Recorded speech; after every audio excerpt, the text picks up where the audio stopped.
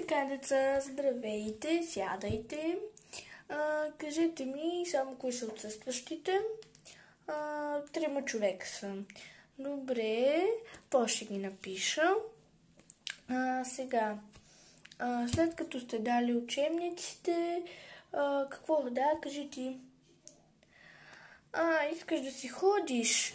Добре, айде ще пусна. Направо всичките си отивайте. Вие сигурно ви е скучно и на мен ми е скучно.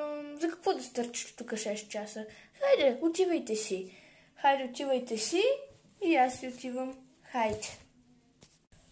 Така, деца, здравейте. Сядайте. Така, кои са отсъстващите, някой да ми каже? Ти ми кажи. 3 човека са. Добре, сега ще ги напиша. Така, какво искаш пак? Искаш да си ходиш? Не, няма да си ходиш. Няма да си ходиш. Въобще никой няма да си ходи от тук. Имате 6 часа и вие тук няма да си ходите. Ясен ли съм? Сега ще решаваме задачи по математика и може би без това ще ви изпитам. Мога да ви променя срочните и годишните оценки.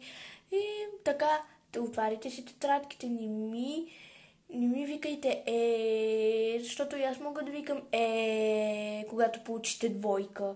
Така че, без никакви емоции, отваряйте тетрадките и започвайте да пишете.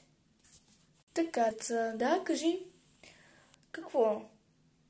Родителите не ви дават. Защо не ви дават вашите родители?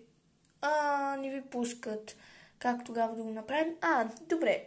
Хайде, аз ще се обадя на вашите родители, да ги помоля да си тръгнете по-рано от училище. Хайде, приготвяйте се. Аз докато се обаждам на вашите родители, вие се подготвяйте. Айде. Така, има ли нещо неясно към тази задача? Питам, има ли нещо неясно? Ако има, пак да обяснявам. Така.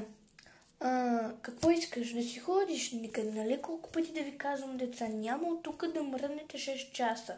Сега ще решаваме задачи по математика, после решаваме задачи по български език и така нататък.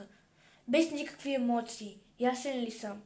Нищо, че сте дали учебниците. Ще ви подготвя за матурите в 7 клас. Вие как мислите? Да преписвате? Не. В никакъв случай вие няма да преписвате.